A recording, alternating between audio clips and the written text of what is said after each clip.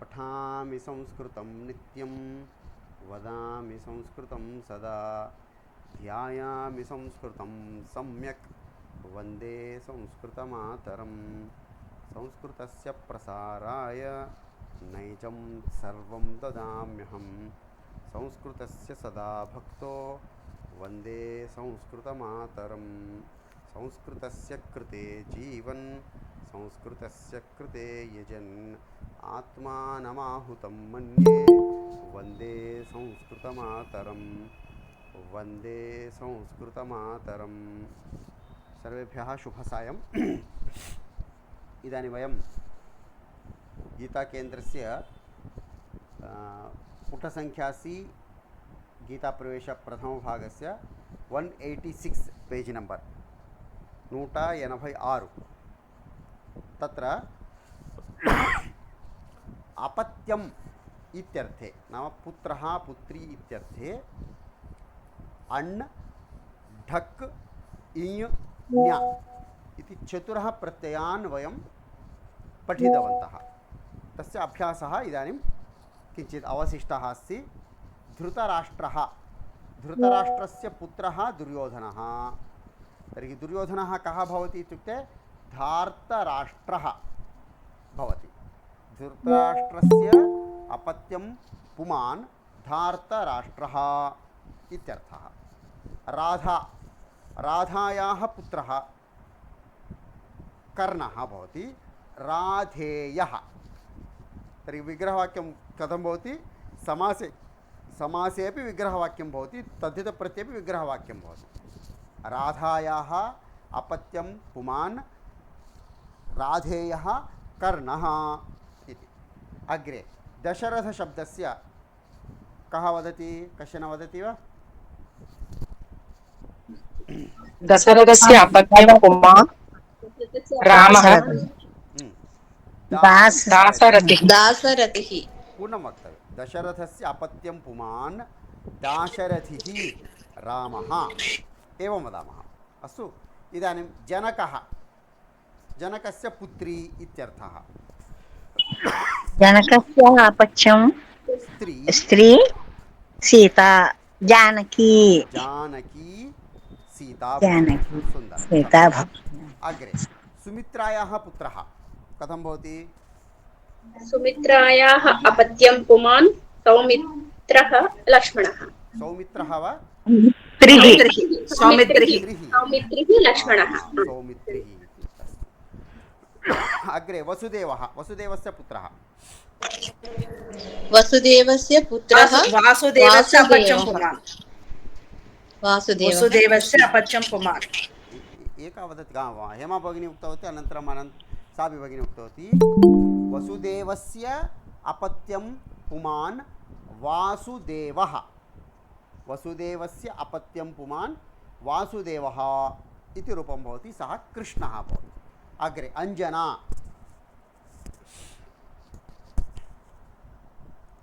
अंजनायाः अपत्यं पुमान् आञ्जनेयः। समीचीनम्। अग्रे सुभद्रायाः अपत्यं पुमान् सौभद्रः एव। अत्र कः प्रत्ययः अस्ति?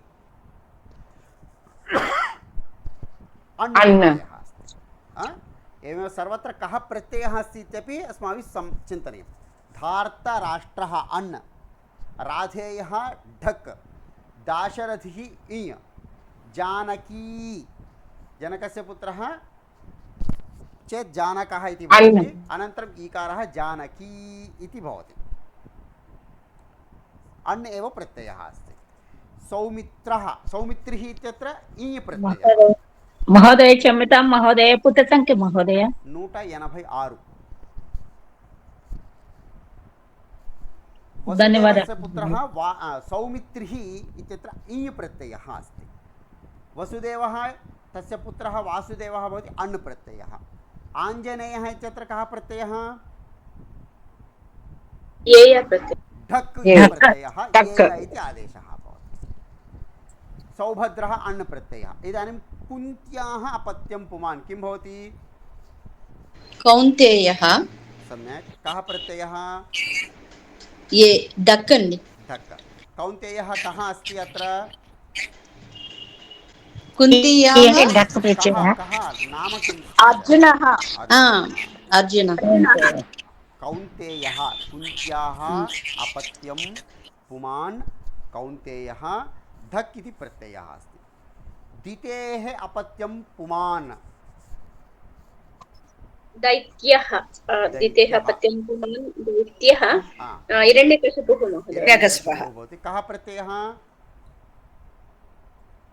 धक् प्रत्ययः न एनि प्रत्यय न ण्य ण्य ण्य दैत्यः यकारः आगतः खलु న్యా న్యా ప్రత్యయ चतुर्थं यं प्रत्ययं चतुर्थक्रमे पठितवन्तः सः ण्यप् प्रत्ययः भवति एवमेव तस्य तदनुसारम् अन्यानि पदानि रघोः अपत्यं पुमान् राघवः इति अण् प्रत्ययः अग्रिमं द्वितीयमपि अहमेव वदामि स्त्रिया पर्वतस्य अपत्यं स्त्री पार्वती పార్వతి अत्र अण् प्रत्ययः अस्ति इदानीम् अग्रे कृपया अहं वदामि सः वदतु अन्ये सर्वे न वदन्तु कोलाहलः एव चलति अहम् एकैकस्य नाम वदामि सः वदतु इदानीम् अहं स्क्रीन् शेर् न कृतवान् वा ओ हो हो हो हो क्षम्यताम्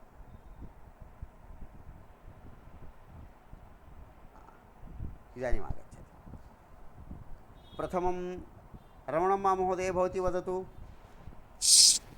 पुत्रस्य अपत्यं पुमान् पौत्रः अण् प्रत्ययः कुत्र अस्ति भवती 187 मध्ये तृतीयः अभ्यासः अस्ति तस्य अभ्यासं कुर्मः वयं तृतीय अभ्यासे सौमदत्तः अभवत् महोदय सौमदत्तिः सौमदत्तिः न अभवत् खलु कः उक्तवान् सौमदत्तः सौमदत्तिः कोऽपि न उक्तवान् पार्वती इति अहम् उक्तवान् अस्तु पुत्रस्य अपत्यं पुमान् भवती वदतु प्रथमं पुत्रस्य अपत्यं पुमान् पौत्रः अण् प्रत्ययः अण् प्रत्ययः सोमदत्तस्य अपत्यं पुमान् सौमदत्तिः ई प्रत्ययः सम्यक् अग्रे रमादेवी महोदये भवती शृणोतु अनन्तरं वदतु गायत्रीदेवी महोदय भवती वदतु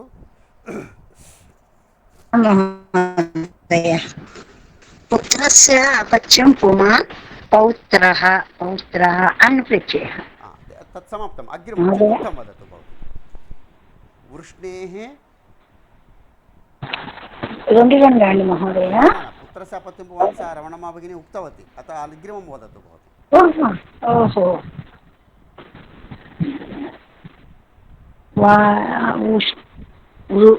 वृष्णेः अपत्यं पुमान् वार्ष्णेयः अंడి महोदय वार्ष्णिः एव खलु वार्ष्णेयः इति दत्तं वा किं दत्तं पूर्वं तत्र पठितवन्तः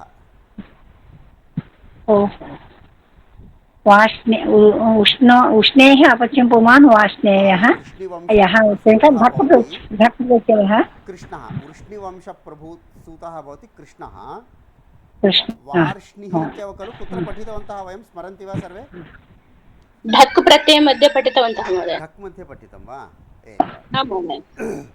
सत्यं वार्ष्णेयः इत्येव भवति गायत्री महोदय भवती सम्यक् उक्तवती वृष्णेः तस्य वंशे जाताः सर्वेपि वार्ष्णेयाः यथा राघवः रामचन्द्रस्य मूलपुरुषः तथैव कृष्णवंशस्य मूलपुरुषः भवति वृष्णिः इति महर्षिः कश्चन राजा सम्यक् अग्रे श्रीफल धक् प्रत्ययः कृष्णमहोदय वदतु महोदय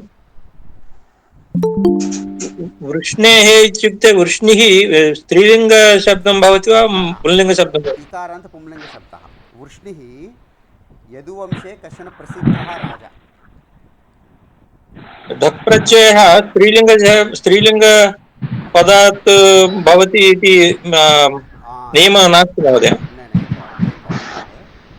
स्त्रीभ्यो ढक् इति ढक् प्रत्ययः तु अस्ति एव एकवारं तिष्ठतु महोदय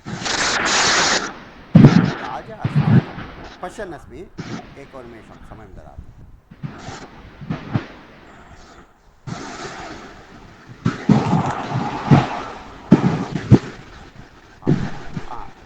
अत्र स्त्रीशब्देभ्यः धक् भवति इति तु अस्ति एव किन्तु स्त्रीशब्दे शब्दात् इतरशब्देभ्यः अपि अस्य ढक् प्रत्ययः कस्यापि मैक् आन् अस्ति एकवारं म्यूट् कुर्वन्तु सर्वेपि हा स्त्रीभ्यो ढक् इति ढक् प्रत्ययः प्रधानसूत्रमस्ति नाम स्त्रीवाचकशब्देभ्यः ढक् इति तु एकं सूत्रमस्ति एव किन्तु अन्य इकारान्तशब्देभ्यः अपि क्वचित् ढक् प्रत्ययः अस्ति सः वृष्णिः यादवः अस्ति यदुवंशस्य मूलपुरुषेषु एकः नाम कृष्णस्य मूलपुरुषः कश्चन अस्ति सः वृष्णिः इति पुंलिङ्गशब्दः एव अस्ति राधेयः कौन्तेयः इत्यादिषु स्त्रीभ्यो ढक् इति सूत्रेण अस्ति एव किन्तु सः ढक् प्रत्ययः सामान्यशब्देभ्यः अपि भवति यथा वृष्णिः वृष्टिः नाम यदुराजः कश्चन इत्यपि अस्ति वृषधातुः मेषः इत्यमरः यादवः इति शब्दरत्नावली पुंलिङ्गः एव अस्ति वृष्णिशब्दः सम्यक् धन्यवादः महोदय सम्यक् अग्रे कुत्र स्मः वयं वृष्णिः अभवत् क्षम्यताम् अहं नाम वदामि खलु अग्रे कस्य नाम उक्तवान् अहम् इदानीं श्रीफणि श्रीफणि दक्षस्य अपत्यं पुमान् दाक्षिः ई प्रत्ययः ई प्रत्ययः सम्यक् वरलक्ष्मी महोदये भवती वदतु मनोः अपत्यं पुमान् मानवः अण् प्रत्ययः अण् प्रत्ययः अस्ति अत्र सम्यक् मनोः अपत्यं पुमान् मानवः अण् प्रत्ययः अस्ति अनन्तरमस्ति यम् इति अस्ति कस्यापि नाम तद् सर्वदा विस्मरामि महोदय नमस्कारः महोदय नाम किं भवत्याः भगिनी लक्ष्मीशेषु महोदय लक्ष्मीशेषु महोदय वदतु भगिन्याः अपत्यं पुमान् भगिन्याः अपत्यं पुमान् भागिन्यः ढक् प्रत्ययः महोदय भागिनेयः भागिनेयः भगिन्याः अपत्यं पुमान् भागिनेयः इति भवति सम्यक् ढक् प्रत्ययः अनन्तरमस्ति अस्माकं पिस्वाटि महोदय वदतु वदतु विनतायाः अपत्यं पुमान् वैनतेयः सम्यक् कः प्रत्ययः अण् प्रत्ययः महोदय वैनतेयः ढक् एय आगतं चेत् ढक् इति प्रत्ययः प्रत्ययः अग्रे हेमकुमारी महोदय भवती वदतु भरतस्य अपत्यं पुमान् भारतः अण् प्रत्ययः अण् प्रत्ययः वैष्णवी महोदय भवती वदतु विनतायाः अपत्यं पुमान् वैनतेयः ढक् प्रत्ययः महोदय भवती न श्रुतवती नवमं दशमं वदतु आं महोदय एतत् विस्मृतवत्यः अतः एव अहं उक्तवती वैनतेयः समाप्तं भवती न श्रुतवती अग्रे दशमं वदतु ईरावतः अपत्यं पुमान् ऐरावतः अण् प्रत्ययः अण् प्रत्ययः भवति इरावतः अपत्यं पुमान् ऐरावतः गजेन्द्रः अस्ति तत्र अण् प्रत्ययः अस्ति इरावतः इत्युक्ते इरावती इति अस्ति इरा विद्यते अस्यां विधिरामतुः वटपत्रिवृक्षः पाषाणभेदः इति विपसा शतदशचन्द्रभागा सरस्वती इरावती वितस्ता च सिन्धुर्देवनदी तथा कस्यापि नद्याः नाम अस्ति तत् किमपि अस्ति वयम् अग्रे गच्छामः एतावत्पर्यन्तं वयं पुत्रः इत्यर्थे अण् प्रत्ययं ढक् प्रत्ययम् ई प्रत्ययं ण्य प्रत्ययम् इति चतुरः प्रत्ययान् पठितवन्तः इदानीं मतुवर्धप्रत्ययाः इति वयं वदामः वस्तुतः मतुप् इति एकः प्रत्ययः तत् समानार्थप्रत्ययाः अपि अन्ये सन्ति यस्य अर्थः भवति तत् अस्य अस्ति गुणः अस्य अस्ति गुणवान् धैर्यम् अस्य अस्ति धैर्यवान् शक्तिः अस्य अस्ति शक्तिमान् इत्यादि प्रत्ययाः तत्र मतुप् इत्येव अस्ति तस्मिन् विषये पठामः तत् अस्य अस्मिन् अतनि यन्दु अतनि कि ई गुणमु उन्नति इत्यर्थे केचन प्रत्ययाः उक्ताः सन्ति तेषु प्रथमः अस्ति प्रत्ययः मतुप् इति अतः मतुवर्धप्रत्ययाः इति शीर्षकं दत्तवन्तः वयं।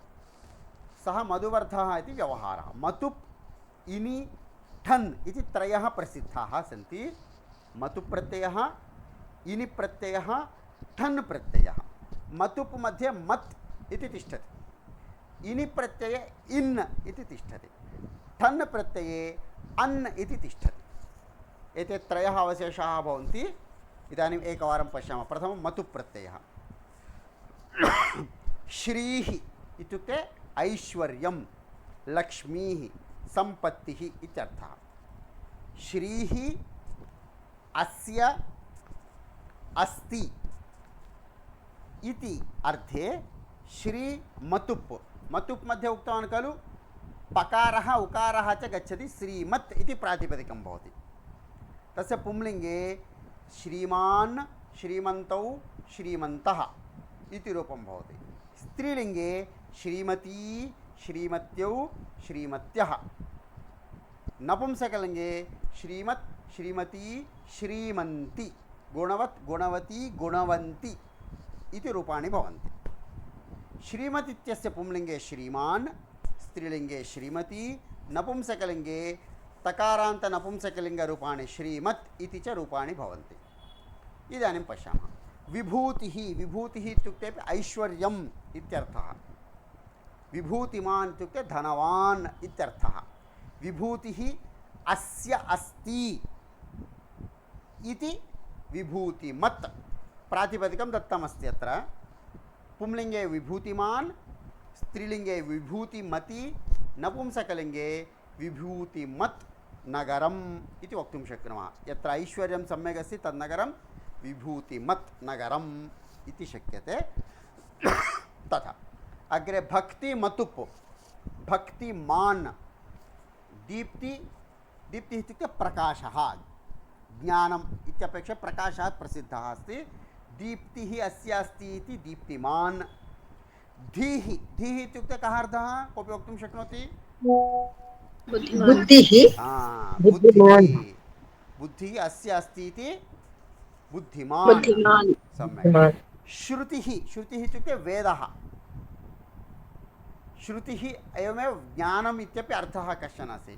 श्रुतिः अस्य अस्ति इति श्रुतिमान्, नाम वेदं तस्य समीपे अस्ति, वेदज्ञानं तस्य अस्ति इत्यर्थः। हेतुः। हेतुमतुप्। हेतुः अस्य अस्ति इति हेतुमान्। హేతుమాన్ అంటే తర్కము. ఏదైనా ఒక విషయాన్ని తార్కికంగా హేతువులను తెలిపే జ్ఞానము కలిగిన వాడు హేతుమాన్. అగ్రే బుద్ధిः అస్య అస్తి ఇతి बुद्धिमान्। बुद्धिमान्। एतानि सन्ति रूपाणि। अन्यानि उदाहरणानि सन्ति। अत्रापि मतुप् एव भवति। जागरूकतया पश्यन्तु। बलम् अस्य अस्ति, बलम् अस्य अथवा अस्मिन् अस्ति इत्यर्थे बलमतुप् बलवान् इति भवति। अत्र स्मरन्तु, मतुप् मध्ये मतुप् प्रत्ययः यत्र भवति ततः पूर्वं यदि अकारः अस्ति, ह्रस्वः वा दीर्घः वा, तर्हि मकारस्य स्थाने वकारादेशः भवति इति अधः लिखितमस्ति। पश्यन्तु, पायिण्ट् नम्बर् 2। प्रातिपदिके यदि अवर्णः, अवर्णः इत्युक्ते आकारः वा भवतु आकारः वा भवतु, यदि भवति तर्हि मतुप् मकारस्य स्थाने वकारादेशः भवति। सूत्रमस्ति मधुबाधायाश्च मतोर्वो अयवादिभ्यः इति सूत्रं। तात्पर्यमेतदेव अस्ति, मतुप् प्रत्ययात् पूर्वं प्रातिपदिके नाम शब्दे यदि अकारः वा आकारः वा अस्ति तर्हि मा स्थाने वा करणीयम्। बलम् अस्य अस्ति इति बलवान्, धैर्यम् अस्य अस्ति इति धैर्यवान्, गुणः अस्य अस्ति इति गुणवान्। गुणवान्। एवमेव रूपं। यदि यी ऊ रू लु ये वो अयौ सन्ति मान्, अ आ अस्ति वान् इति स्मर्तव्यं। बलवत् इत्येतस्य पुंलिङ्गे बलवान्, स्त्रीलिङ्गे बलवती। रूपाणि तु सामान्यानि एव, वत् वति वन्ति मान्तौ मान्तः वान् वान्तवन्तः इत्येव रूपाणि भवन्ति। अग्रे अभ्यासं कुर्मः। दोषः अस्य अस्ति इत्यर्थे दोषवत् इति नपुंसकलिङ्गे, पुंलिङ्गे दोषवान्, दोषवती, दोषवत्।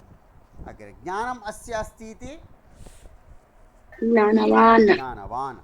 देहम् अस्य अस्ति इति देहवान् वयं सर्वेपि देहवन्तः, शरीरिणः इति वक्तुमपि शक्नुमः। प्रतापः अस्य अस्ति इति प्रतापवान् भगः अस्य अस्ति इति भगवान् भगवान् भगः इत्युक्ते शक्तिः इत्यर्थः, नाम प्रकाशः। भगः इत्युक्ते प्रकाशः इत्यर्थः। श्रद्धा अस्य अस्ति इति श्रद्धावान् श्रद्धावान् सत्त्वं, सत्त्वम् अस्य अस्ति इति सत्त्ववान् सत्त्वम् అంటే सामर्थ्यम् इत्यर्थः। आश्चर्यम् अस्य अस्ति इति आश्चर्यवान् आश्चर्यवत् नपुंसकलिङ्गे, पुंलिङ्गे आश्चर्यवान्। इदानीं वदन्तु बलवान् बुद्धिमान्। बुद्धिमान् इत्यत्र कः प्रत्ययः अस्ति?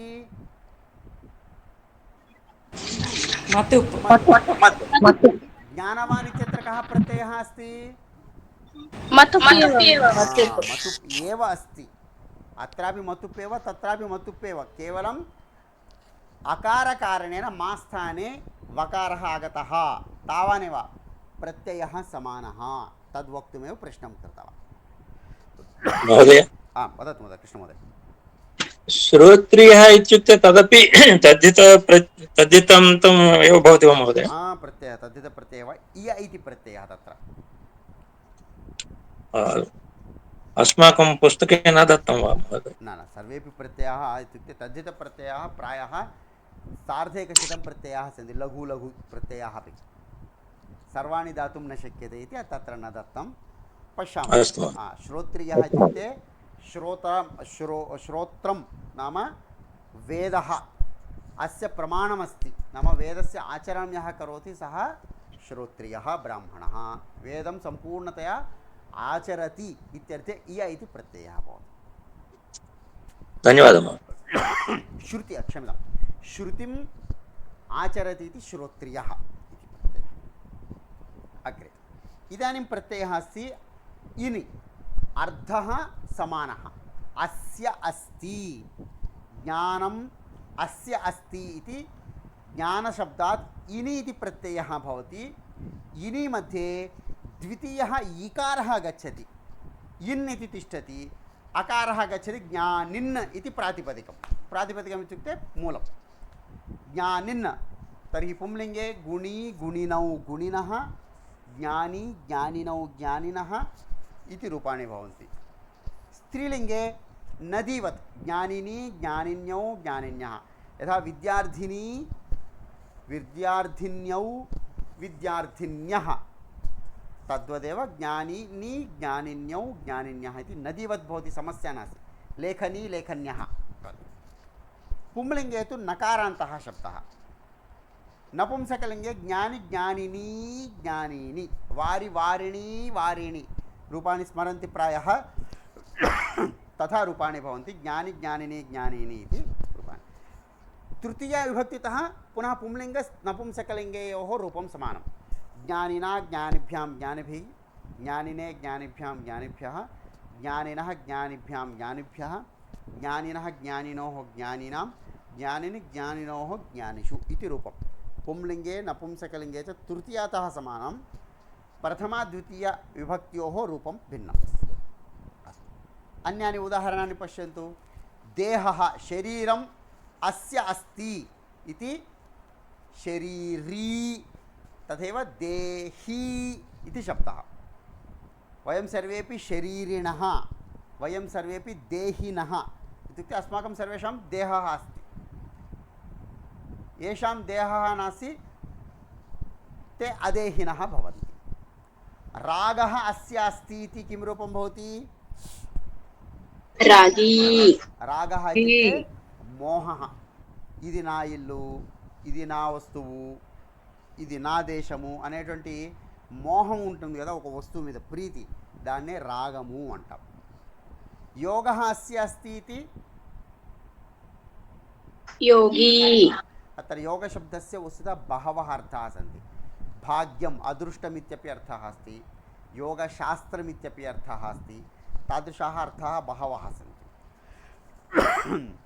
योगशक्तिः इत्यपि अर्थः अस्ति. योगशक्तिः अस्य अस्ति इति योगी. भोगः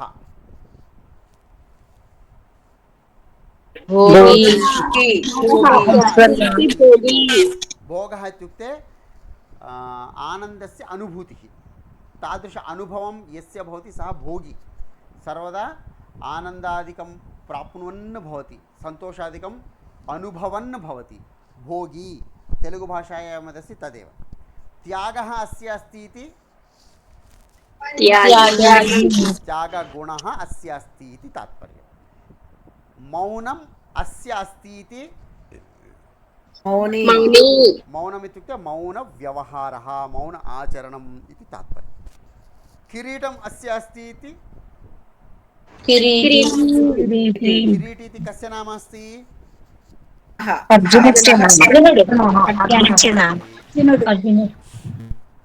शेषः अस्य अस्ति इति शशि शशि कः? चन्द्रः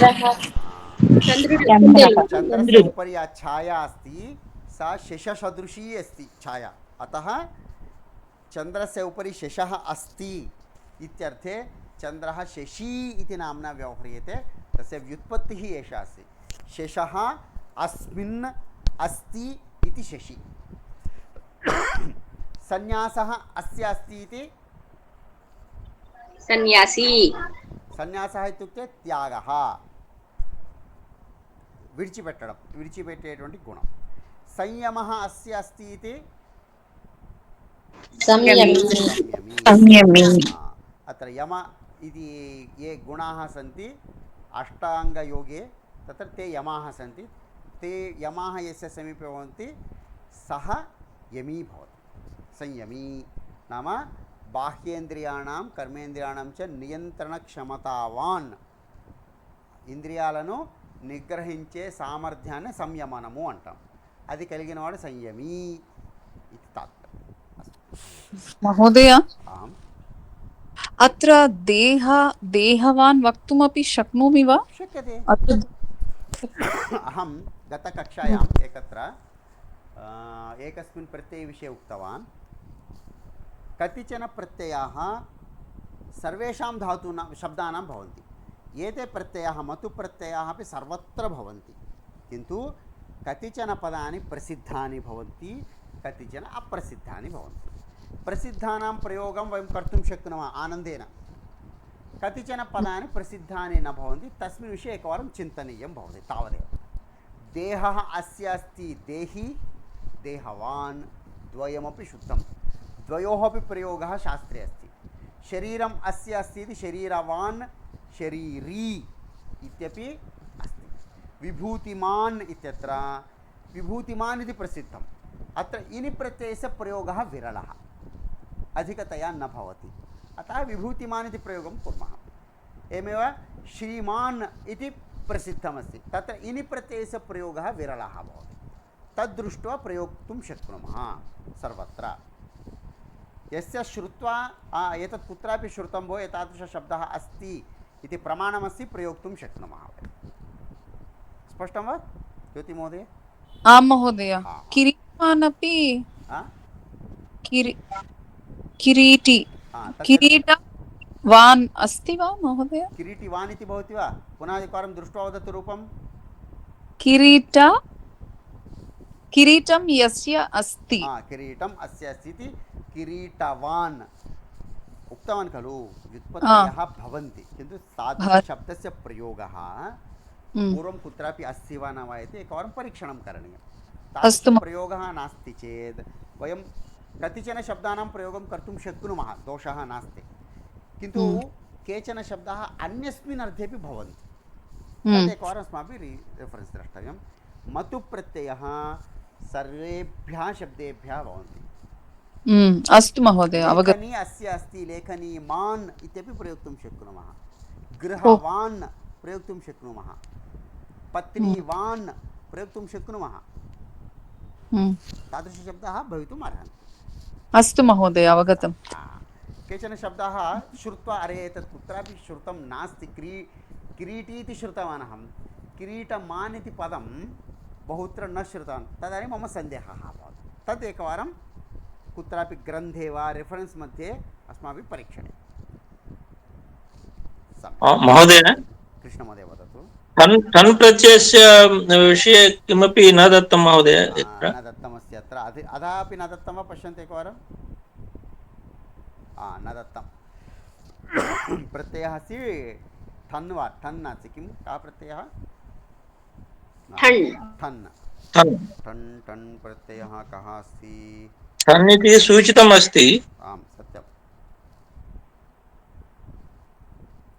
एकवारं पश्यामि अहं कुत्रापि अस्ति वा इति। 187 पेज् లో ఉంది మహోదయ. 187 లో रेफरेन्स् दत्तमस्ति, అవును अभ्यासः అవును. न दत्तः खलु, पाठः न दत्तः अस्ति। एकवारम्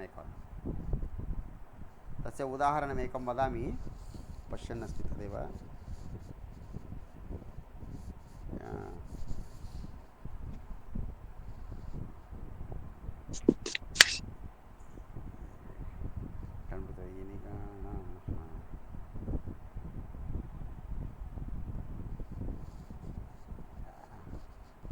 अन्यत्र गूगुल् इत्यादिषु अपि इनि प्रत्ययस्य उदाहरणानि ठन् प्रत्ययः।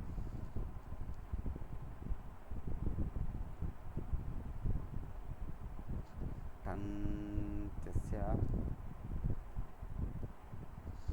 इनि प्रत्ययस्य उदाहरणानि बहूनि दत्तानि सन्ति। ठन् इति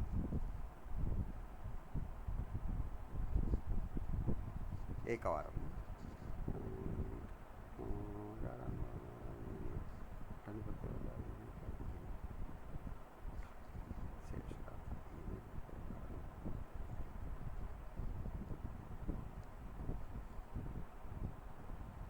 ठन् प्रत्ययस्य रूपाणि न दत्तानि सन्ति। भवतु, अहं पश्यामि, एकवारं कुत्रापि मिलति चेत् अहं गणे पुनः प्रेषयिष्यामि। अस्तु अस्तु महोदय, अस्तु, धन्यवादः। अस्तु अस्तु ठन् प्रत्यये ठा इनि सर्वत्र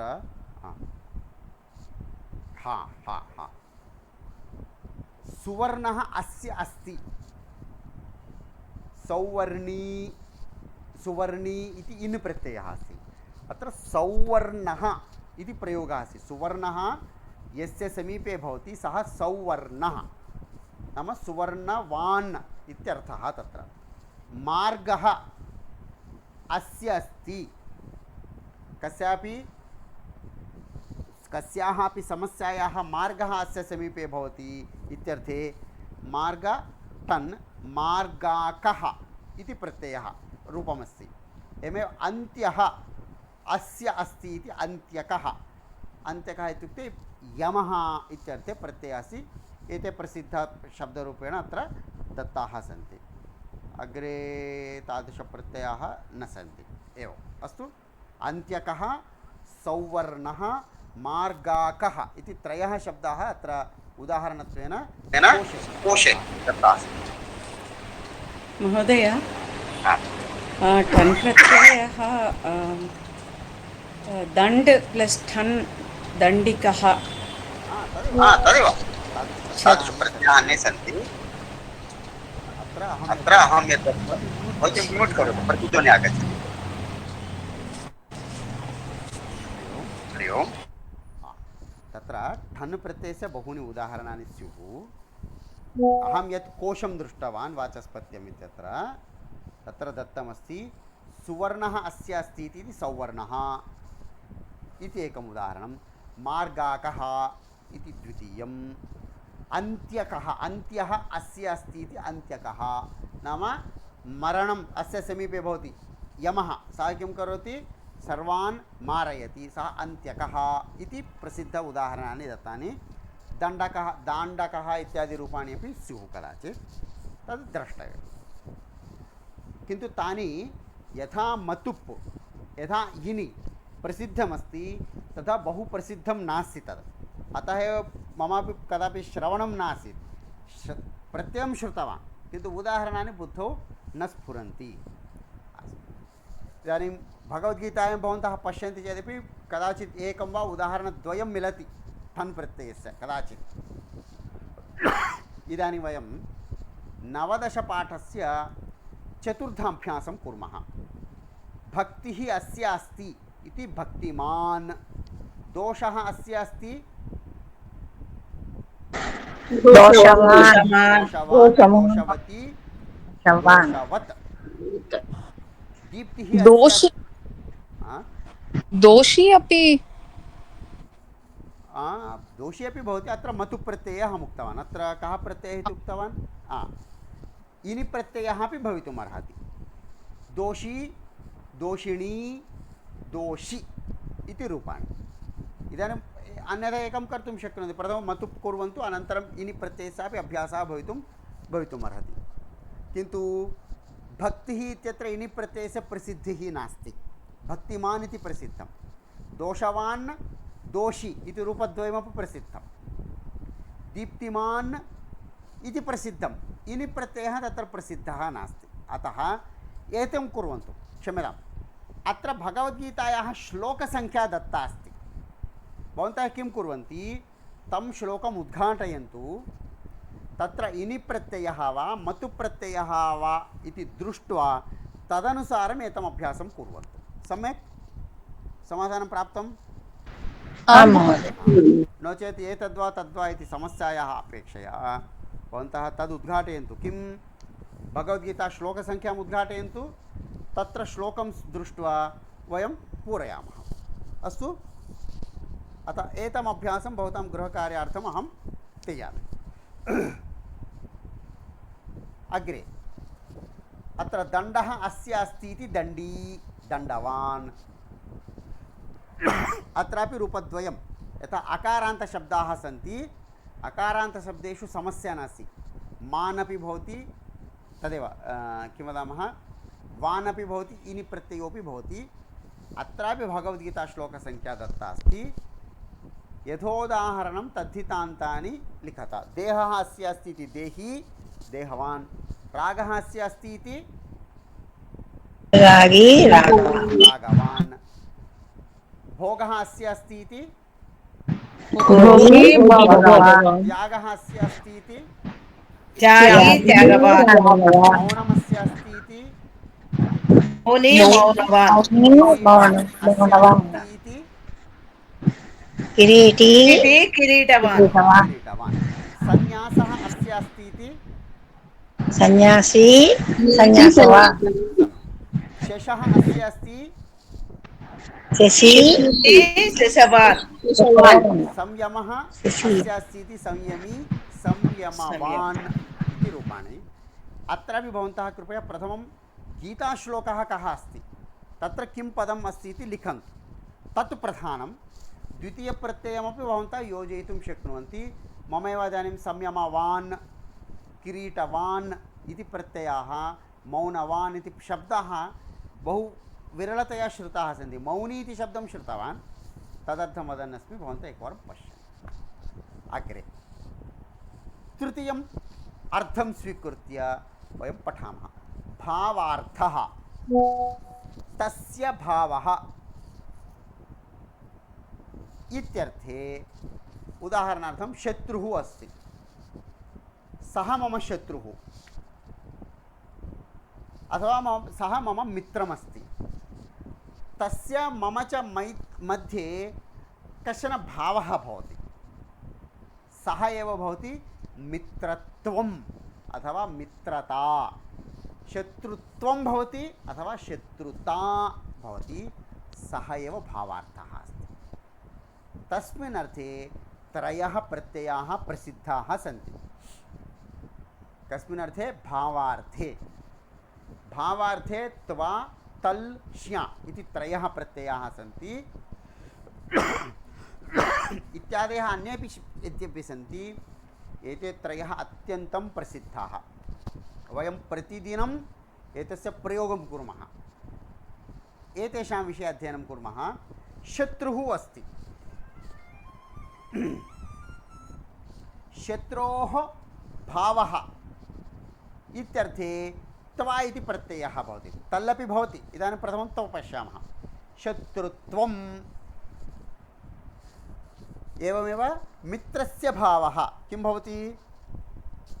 मित्रत्वं मित्रत्वं नृपस्य भावः नृपत्वं दरिद्रस्य भावः दरिद्रत्वं एवं नाम तस्य अवस्था तस्य स्थितिः इत्यर्थः भवति। शत्रुत्वं सत् सत्वं सत् इत्यस्य अर्थः अस्ति बलम् इत्यर्थं स्वीकर्तुं शक्नुमः। सत्यम् इत्यपि अर्थं स्वीकर्तुं शक्नुमः। अत्र सत्वमस्ति सामर्थ्यम् अस्ति इत्यर्थे सत्वमिति। महत् गोप्पदि गोप्पदि అనేటువంటి భావము महत्त्वं महत् महतः भावः महत्त्वं सतः भावः सत्वं शत्रोः भावः शत्रुत्वम् अमानिनः भावः अमानित्वम् अमानित्वम् इत्यस्य अर्थः कः? राक्षसत्वम् इत्यर्थः इति भाति प्रायः।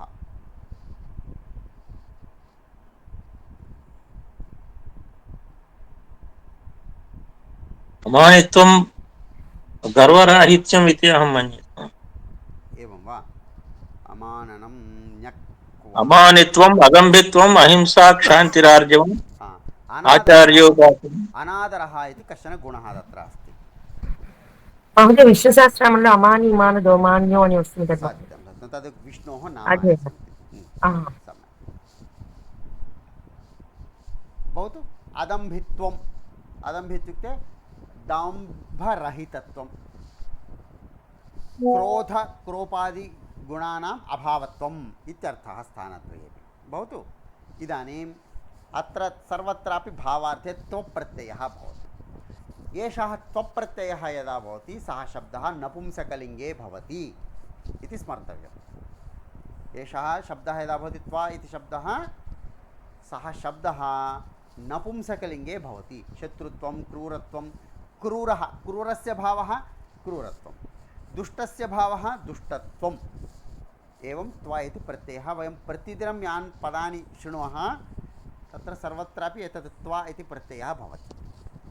समानार्थे द्वितीयः प्रत्ययः अस्ति तल् तस्य भावस्त्वतलौ इति सूत्रं। तस्य भावः त्वतलौ इति द्वौ प्रत्ययौ तदेकं सूत्रं। शै प्रत्ययविधायकं सूत्रं भिन्नमस्ति। देवस्य भावः देवता क्रूरस्य भावः क्रूरत्वम् इति उपरि पठितवन्तः। अत्रापि पठितुं शक्नुमः क्रूरता। समस्य भावः समत्वं योग उच्यते इति पठामः खलु तदेव समस्य भावः समता सर्वेपि समानाः इति भावः समता समत्वम् इति। क्रूरस्य भावः क्रूरता। एवमेव गुरोः भावः गुरुत्वं गुरुता। शत्रोः भावः शत्रुत्वं शत्रुता रूपद्वयमपि भवति। मित्रस्य भावः मित्रत्वं मित्रता मित्रता शत्रुत्वं शत्रुता नृपत्वं नृपता गुरुत्वं गुरुता महत्त्वं महत्ता भवति।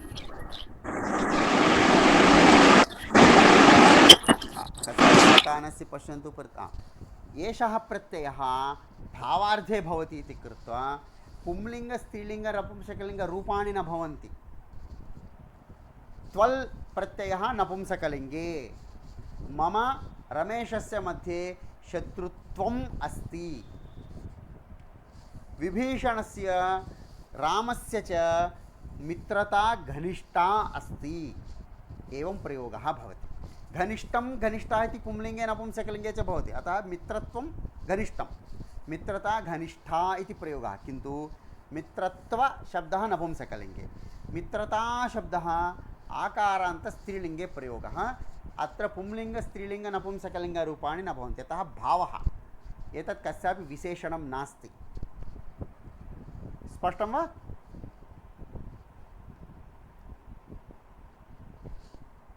अग्रे तृतीयः प्रत्ययः अस्ति श्यञ् इति प्रत्ययः।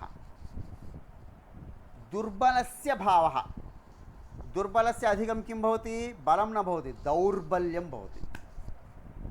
दुर्बलस्य भावः दौर्बल्यं। क्लीबस्य भावः क्लैब्यम्। अत्र क्लीबशब्दस्य नपुंसकः इत्यर्थः अस्ति। क्लैब्यं माष्मगमः पार्थ, नाम पुरुषाः तु धैर्यं वहन्ति, क्लीबाः तु धैर्यं न वहन्ति, अतः तथा भवान् न भवतु इति क्लीबस्य भावः क्लैब्यम् इति कृष्णः वदति। समर्थस्य भावः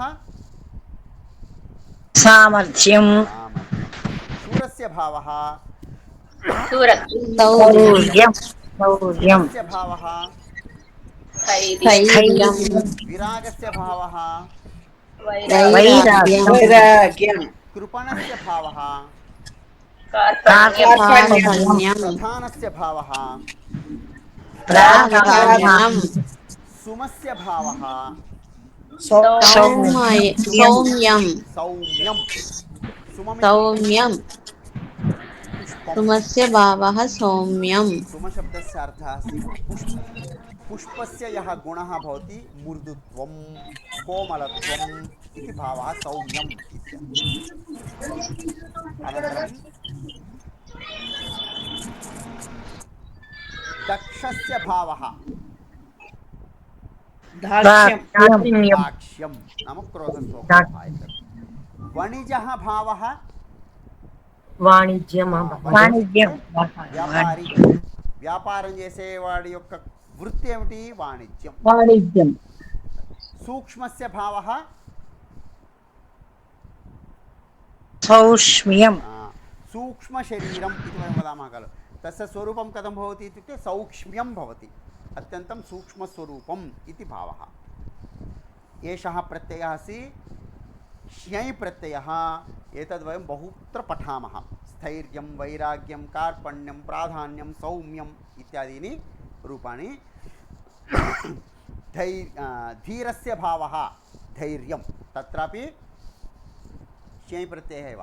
धीरः इत्युक्ते धैर्यवान्, धीरस्य भावः धैर्यं। शूरस्य भावः शौर्यम् इत्यर्थः। भवतु। अग्रे अस्ति महोदय नपुंसकलिङ्गे अस्ति न महोदय इति? सत्यं। अस्तु। त्वप् प्रत्ययः सर्वदा नपुंसकलिङ्गे, तल् प्रत्ययः सर्वदा स्त्रीलिङ्गे। एवम् अग्रे यत् प्रत्ययद्वयं पठामः अण् अनन्तरम् ऐ, तौ द्वौपि नपुंसकलिङ्गे भवतः। अण् प्रत्ययः यूनां भावः, युवकानां भावः किं भवति? यौवनं, यौवनावस्था इत्यर्थः। युवकानाम् अधिकं किं भवति इत्युक्ते यौवनं भवति। कुमारस्य भावः कौमारं, రెండింటిలో పెద్ద తేడా లేదు.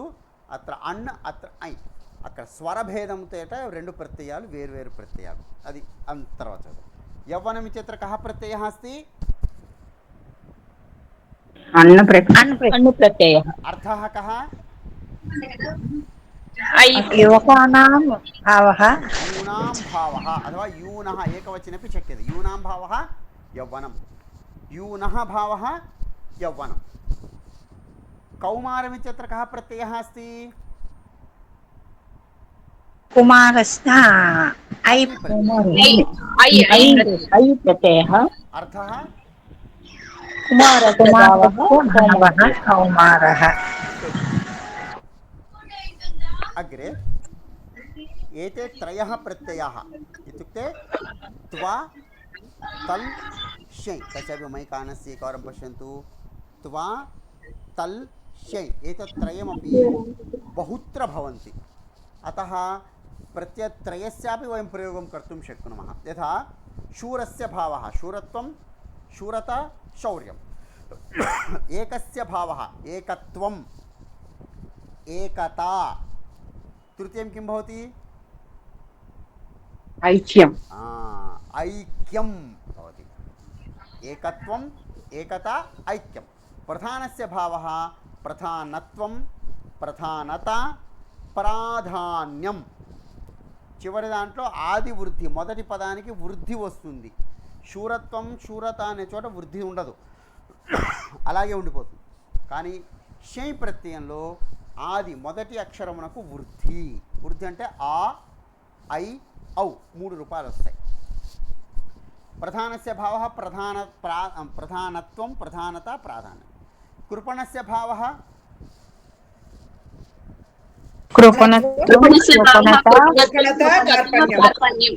కార్పణ్యం. కృపణత్వం కృపణత కార్పణ్యం. सम्यक्. एवं निष्कर्मणः भावः निष्कर्मणत्वं निष्कर्मता नैष्कर्म्यं. पुनः शृण्वन्तु सर्वे. निष्कर्मत्वं निष्कर्मणः अन्न चोट नकारान्त शब्दं मूलपदम् ఏంటి निष्कर्म. निष्कर्मत्वं निष्कर्मता नैष्कर्म्यं एवं रूपाणि. निष्कर्मणत्वं नकारము ఉండదు. निष्कर्मत्वं निष्कर्मता नैष्कर्म्यम् इति रूपाणि. महोदय वदतु महोदय. महोदय प्रश्नपत्रे आ. जनः सर्वदा नैष्कर्म्यं त्यजेत् इति दत्तम्. अत्र कः दोषः अस्ति महोदय? निष्कर्म इत्युक्ते कः अर्थः? निष्कर्म नैष्कर्म्यम् इत्युक्ते निष्कर्म इत्युक्ते अर्थः कः? फलापेक्षरहित कर्म न. कर्म नैष्कर्म्यं कर्मस्य अभावः. कर्म इत्युक्ते सर्वदा कार्यं करणीयं. निष्कर्म इत्युक्ते कर्मत्यागः. अहं कार्यमेव न करोमि. इदानीं भवान् पिता अस्ति, न अहं सन्यासं स्वीकरोमि, गृहजनानां पालनं न करोमि इति गृहे उपविश्य तपस्यां करोति चेत् सः दोषः अस्ति. नाम भवान् यस्मिन् स्थाने अस्ति तस्य उत्तरदायित्वं वहन् फलं न अपेक्षते. फलस्य अपेक्षां न करोति, किन्तु भवतः कर्म करणीयं खलु. नैष्कर्म्यं यदि भवान् स्वीकरोति तर्हि दोषः तत्र. तादृशकार्यं न करणीयं, कर्म आचरणीयं भवति. यस्मिन् नैष्कर्म्यं त्यजेत् इति दत्तं महोदय. नैष्कर्म्यं तु पुनः वदतु वाक्यं कर्तव्यमेव. मन्दं मन्दं वाक्यं किमस्ति तत्र? जनः सर्वदा नैष्कर्म्यं त्यजेत्. सत्यं खलु. नैष्कर्म्यं सत्यमेव, अतः दोषः नास्ति. वाक्ये दोषः नास्ति. तत्र किं प्रश्नः कः अस्ति तत्र? शुद्धतां अस्ति वा? शोधनीयं, संशोधनीयं, वाक्यं संशोधनीयम्. एकवारं तत्र प्रथमप्रश्ने पश्यामि. प्रथमप्रश्ने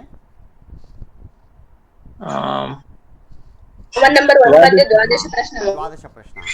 नैष्कर्म्यं तत्र दोषः तु नास्ति. शब्दे टङ्कणदोषः भवेत्, तद् न अभवत्. नैष्कर्म्यता इति किमपि लेखनीयमासीत्, तद् न कृतमस्ति प्रायः गतपर्याये. नैष्कर्म त्यजेत् इति नास्ति वा महोदय? नैष्कर्म नैष्कर्म न भवति. निष्कर्मत्वं निष्कर्मता नैष्कर्म्यम् इति त्रीणि रूपाणि. भवन्तः तद् नैष्कर्मता इति न योजयन्तु, तथा न भवति खलु रूपं. पुनः वदन्नस्ति नैष्कर्म्यं तृतीयं श्यै प्रत्ययः, निष्कर्मता तल् प्रत्ययः, निष्कर्मत्वं त्वप् प्रत्ययः. एवं रूपाणि भवन्ति. सम्यक्. आवश्यकं चेत् त्रयः एव समानमेव त्रयः, अतः दोषः नास्ति. त्रयः अपि शब्दाः समानार्थकाः सन्ति. तत्र कदाचित् टङ्कणे दोषः टङ्कणीयः आसीत्, तत् न अभवत्. अस्तु महोदय, तत्र शुद्धमेव अस्ति वाक्यं. धन्यवादः. अस्तु. त्रिगुणस्य भावः त्रिगुणत्वं त्रिगुणता त्रैगुण्यं सत्त्वरजस्तमो तमसां समानावस्था इत्यर्थः. त्रिगुणस्य भावः त्रिगुणत्वं त्रिगुणता त्रैगुण्यं. दक्षस्य भावः दक्षत्वं दक्षता दाक्ष्यं. समस्य भावः समत्वं समता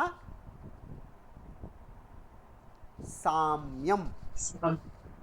लिखन्तु. समता समत्वं साम्यं समानस्थितिः इत्यर्थः. स्थिरस्य भावः स्थिरत्वं स्थिरता स्थैर्यं महोदय विरागस्य भावः विरागत्वं विरागता वैराग्यम् एतानि पदानि तत्र श्लोकेषु दत्तानि सन्ति भवन्तः रेफरेन्स् दृष्ट्वा पठितुं शक्नुवन्ति सम्यक् अग्रे महोदय महोदय मतु प्रत्ययमध्ये अत्र बलवान् बलवती इति पठितवन्तः खलु महोदय तवतु प्रत्ययम् इति अपि भ्रम भवति खलु महोदय तत्र न भवति कारणं वदामि वा भवती वदति स्वयं अन्ये वदन्तु किमर्थं भवतु प्रत्ययं क्रियापदमस्ति महोदय धातुः उपरि अस्ति क्रिया भवति गतवान् इति तद् मतु प्रत्यय गुणः अस्य अस्ति इति गुणवान् द्वयोः मध्ये बहु भेदः अस्ति शब्दं दृष्ट्वा एव अवगन्तुं शक्नुमः रूपाणि द्वयोः समानानि किन्तु अर्थः भिन्नः यद्यपि तदपि विशेषणम् एतदपि विशेषणमिव भवति किन्तु तत्र क्रिया भवति अत्र क्रिया न भवति प्रश्नः भवति स्पष्टं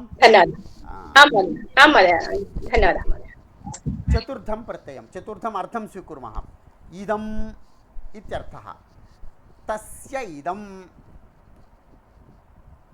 इत्यर्थे अण् प्रत्ययः भवति यथा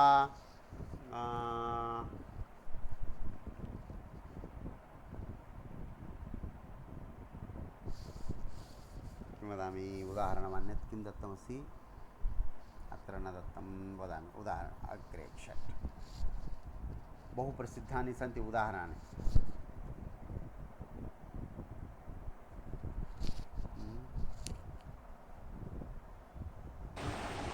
तदीयं भवति महोदय एकवारं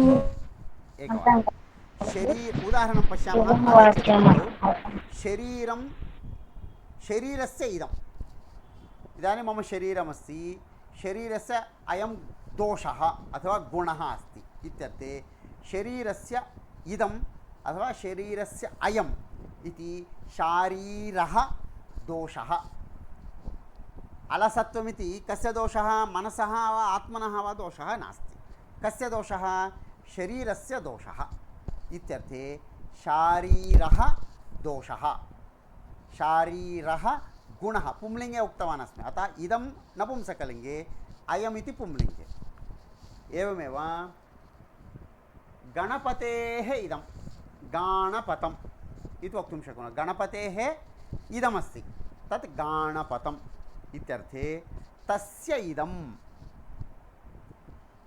इत्यर्थे एषः प्रत्ययः भवति संख्यायाः किं वदामि संख्यायाः इदं शास्त्रं साङ्ख्यं साङ्ख्यशास्त्रे 25 तत्त्वानां गणना तस्य विमर्शः भवति तत्र प्रमुखं किम् इत्युक्ते संख्यानाम् इदं शास्त्रम् अतः साङ्ख्यशास्त्रम् इति वयं वक्तुं शक्नुमः एवमेव गार्हस्थ्यम् वदन्ति खलु गार्हस्पत्यम् इति भवति यकारः आगच्छति तत्र यत् प्रत्ययः इति अस्ति भिन्नम् एवमेव अग्रे पश्यन्तु मम अयम् अस्मत् अण् अनन्तरम् अस्मत् स्थाने ममक इति भवति तत्रापि अण् प्रत्ययः एव अस्ति किन्तु अस्मत् स्थाने ममक तवक तावक मामक इति रूपाणि भवन्ति तवक ममक एकवचने इति सूत्रं तव एते जनाः ते तावकाः मम एते जनाः मामकाः इत्यर्थे तत्र अण् प्रत्ययः एव अस्ति यस्य अर्थः अस्ति एते तव जनाः तव एते तावकाः मम एते मामकाः इति पुंलिङ्गे चेत् एषः अयम् इत्यर्थः नपुंसकलिङ्गे चेत् इदमिति वक्तुं शक्नुमः अन्यदेकम् उदाहरणं बुद्धौ न स्फुरति पश्यामः अन्वयरचनायां कदाचित् आगच्छति यदा अहं सूचयिष्यामि అంటే మమ ఏతే జనాः అంటే నాతో ఉన్న ఈ జనాలు కలిపి వీరు నావారు మామకాः జనాः తావకాः జనాः నీవారు వీళ్ళంతా तदेव वदति खलु धर्मक्षेत्रे कुरुक्षेत्रे समवेताः युत्सवः इति धृतराष्ट्रः वदति किं मामकाः पाण्डवाश्चैव मदीयाः दुर्योधन दुःशासनादयः मम पुत्राः किं कुर्वन्ति? अन्ये के पाण्डवाः, ते सर्वेपि मदीयाः न सन्ति इति भावं वदन्नस्ति सः। मामकाः इति शब्दस्य अर्थः कः? मम पुत्राः, मम बान्धवाः इत्यर्थे। मम एते जनाः मामकाः। महोदय, इयं लेखनी मामकम् इति वक्तव्यं। लेखनी स्त्रीलिङ्गे, मामकम् इति कथं भवति? मामके गृहम् अस्ति चेत् मामकम्, इदं गृहं मामकम्। नपुंसकलिङ्गे मामकं, मामका लेखनी इति वक्तुं शक्नोति। धन्यवादः। मामकः, मामका, मामकं, तावकः, तावका, तावकम् इति वक्तुं शक्यते। अन्यानि उदाहरणानि इदानीं बुद्धौ झटिति न आगच्छन्ति। అంటే నాది నాకు సంబంధించింది అని చెప్పేటప్పుడు ఇది వాడమంటారు గురుగారు? नादि इत्येव नास्ति। शृणोतु, भगवतः कथा अस्ति, कुत्र अस्ति? भागवते अस्ति। भागवतम् इति शब्दस्य अर्थः कः?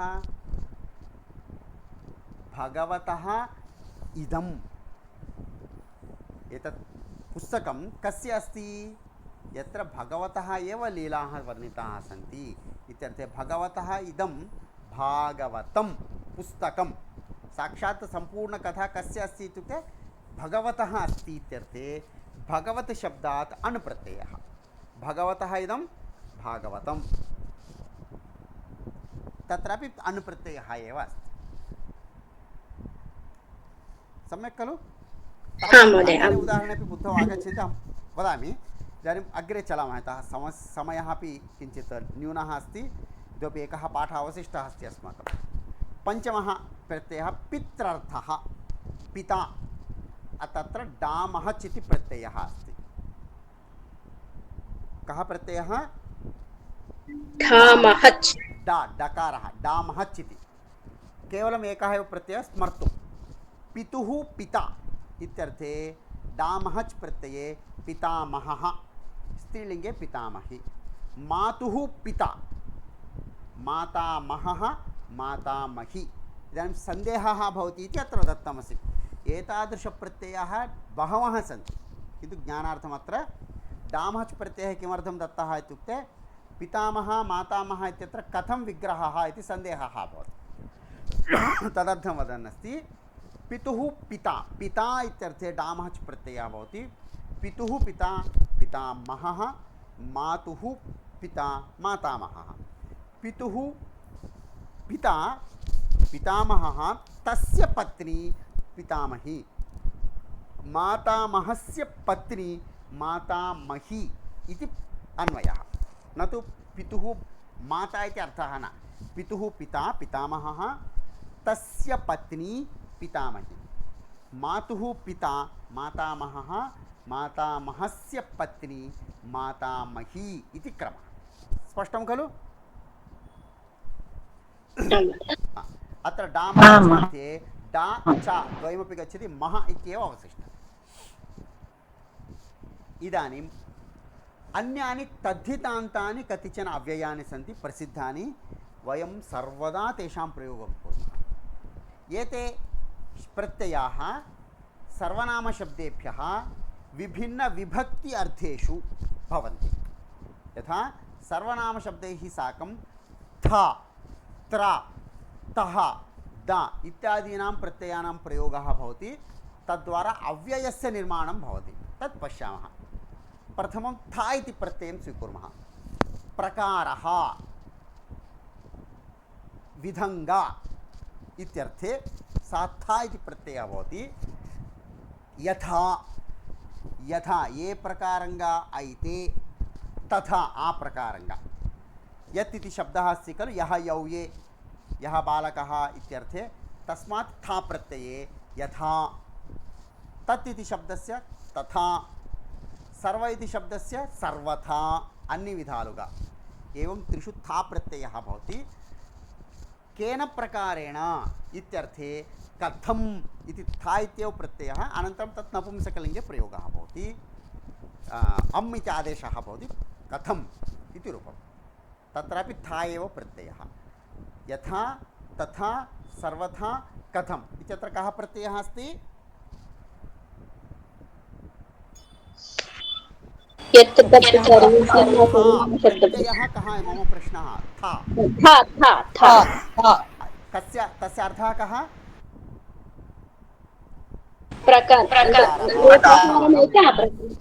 सम्यक् अग्रे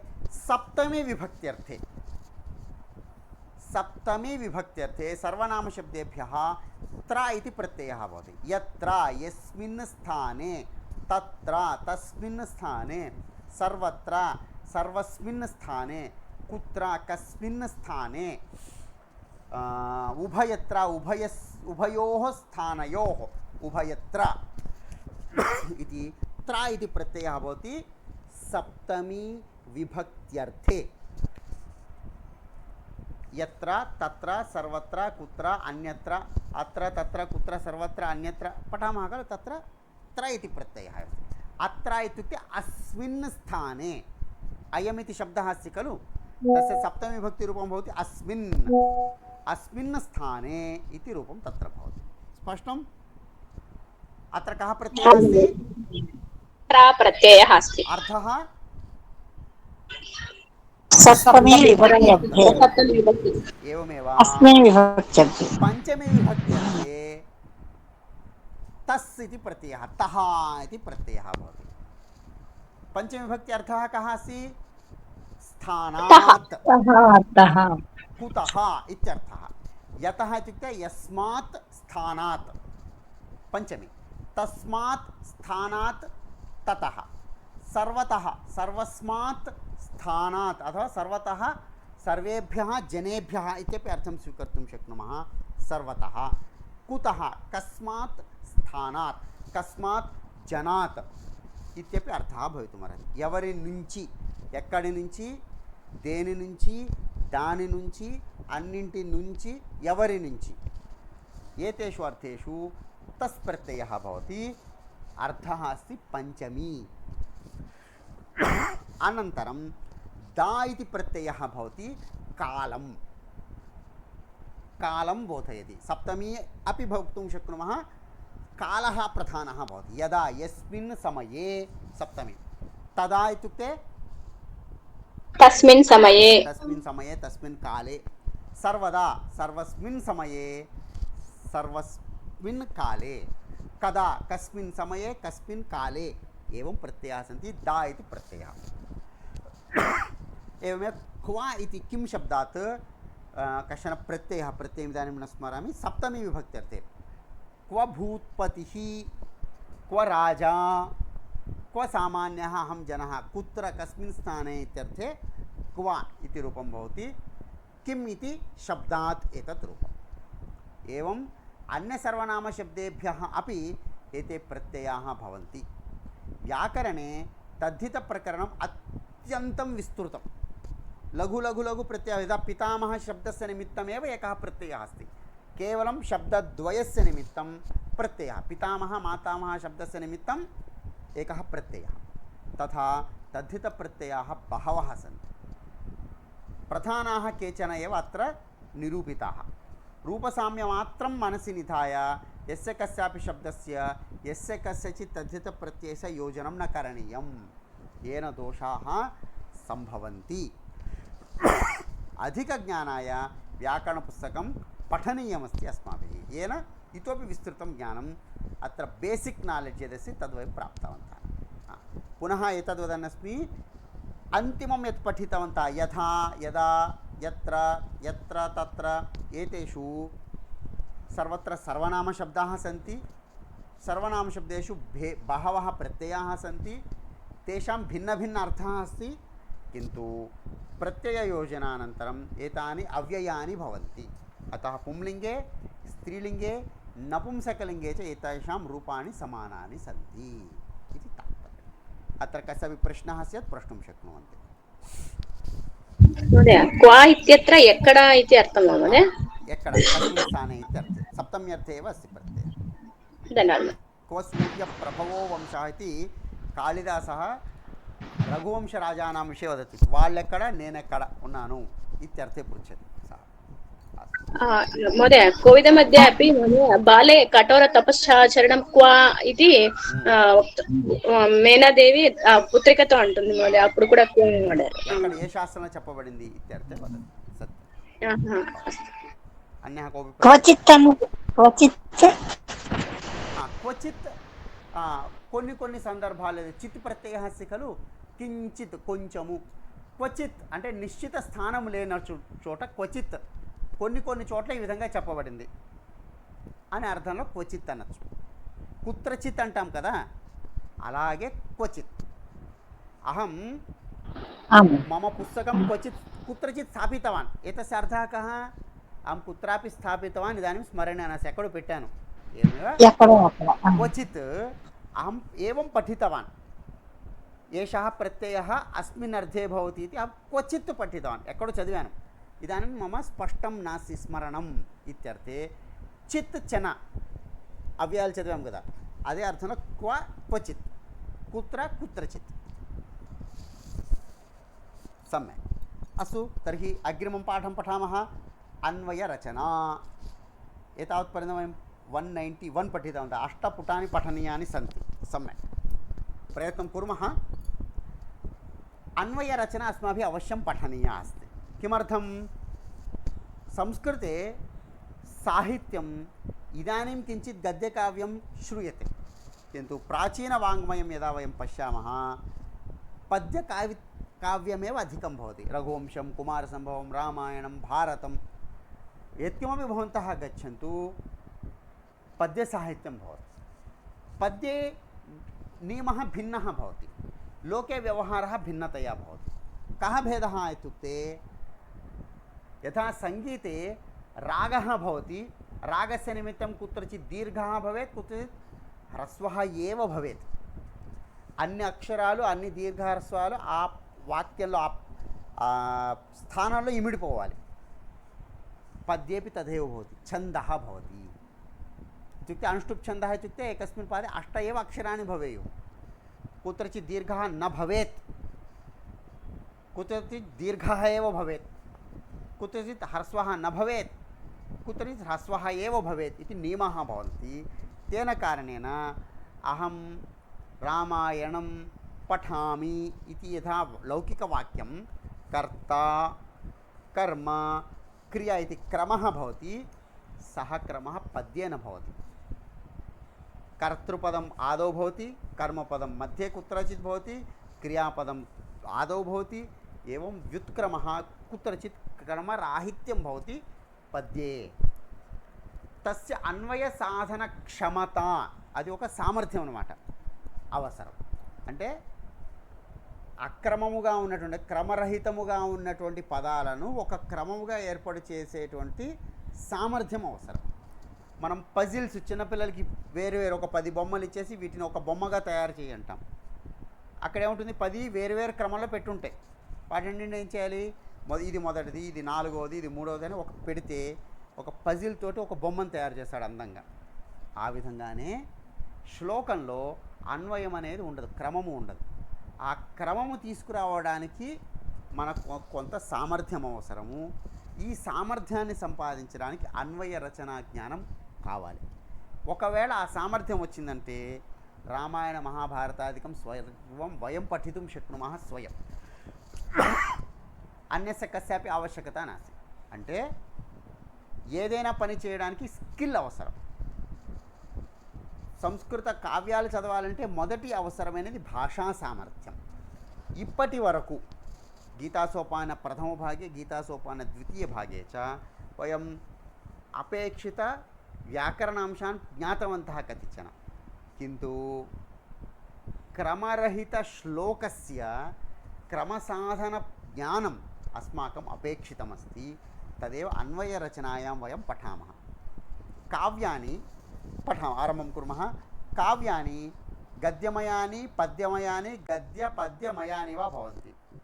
प्राचीनकाव्यानि यदि वयं पश्यामः चेत् सम्पूर्णपद्यसाहित्यं भवति. रामायणं, भारतं, भागवतं, तदा सम्पूर्णं गद्यं भवति. यदा कादम्बरी अथवा नावेल्स् भवन्ति, बहुविध नावेल्स् सन्ति, कथाः भवन्ति. पद्य गद्यपद्यमयं यदा पञ्चतन्त्रं स्वीकुर्वन्तु गद्यमपि भवति पद्यमपि भवति हितोपदेशं पद्यमपि भवति गद्यमपि भवति एवं यत्र यत्र वयं गच्छामः नाटकानि पश्यामः नाटकेषु अपि पद्यानि भवन्ति वाक्यानि अपि भवन्ति तादृशकाव्यानि लोके भवन्ति संस्कृते अधिकानि गद्यमयानि पद्यरूपाणि अथवा गद्यपद्यरूपाणि यथा नाटकेषु गद्यमपि भवति पद्यमपि भवति प्राचीनकाव्यानि गद्यरूपाणि बहु विरलानि अत्यन्तम् अल्पानि भवन्ति पद्यमयानि भवन्ति अथवा गद्यपद्य उभयात्मकं नाटकं वा प्रसिद्धं भवति पद्यानि यत्किञ्चन वृत्तम् आश्रित्य वृत्तम् इत्युक्ते छन्दस्सु उत्पलमाला चम्पकमाला सीसमु इति छन्दांसि यथा तेलुगुभाषायां सन्ति तदा संस्कृते अपि बहुविधछन्दांसि सन्ति तस्यैव नाम वृत्तम् इत्यपि वयं वदामः तेषु पदानि गद्ये इव क्रमबद्धानि न भवन्ति गद्येपि क्वचित् तानि क्रमबद्धानि न भवन्ति अतः तेषाम् अर्थ अवगमने कश्चन क्लेशः अनुभूयते एतादृशानां पद्यानां गद्यानां वा गद्येषु अपि कादम्बरीं भवन्तः यदि पठन्ति पञ्चतन्त्रमपि पठन्ति तत्रापि क्वचित् क्रमः न भवति क्रियापदम् अस्ति कश्चित् वाग्विशेषः इति वाक्यम् अस्ति इति क्रियापदमादौ भवति लोके तथा न भवति अतः अर्थ अवगमनाय एकः क्रमः कर्ता कर्म क्रिया इति क्रमः अस्माभिः ఆశ్రయణీయः భవతి దాన్ని ఆశ్రయించాలి ఆ రూపంలోకి మనం మార్చుకోగలగాలి సహ ఏవ అన్వయ క్రమः అంటే కావ్యం రాసేటప్పుడు అందంగా ఉండడం కోసము సంధులు చేసేస్తూ పదాలన్నీ గొలిపేసి అందంగా ఉన్నట్లుగా రాసేసుకుంటూ వెళ్ళిపోతారు మనం పాటలు వింటుంటాం అన్నమాచార్యులు కావచ్చు ఇంకొకరిది కావచ్చు ఇంకొకటి కావచ్చు అందులో కూడా ఏమవుతుంది కొన్ని పదాలు ఇటు అటు అయిపోయి ఉంటాయి ఎందుకని సంగీతంలో వాటిని అలా పదాలను సెట్ చేయడం కోసము పదాల యొక్క క్రమాన్ని మార్చేస్తారు ఆ అన్వయ క్రమము మనకి చాలా అవసరం కావ్యేషు ప్రాయः పదాని సంధిం కృత్వా లిఖితాని భవంతి అన్వయ క్రమ చింతనాయ ఆదౌ अन्वय क्रम चिंतनाय आदौ संधि विच्छेदः करणीयः संधि विषये वयं पठितवन्तः अनन्तरं पदानां ज्ञानम् आवश्यकं एतावता संधि ज्ञानं भवद्भिः प्राप्तमस्ति प्रथमं किं करणीयं तपस्वाध्याय निरतम् अथवा धर्मक्षेत्रे कुरुक्षेत्रे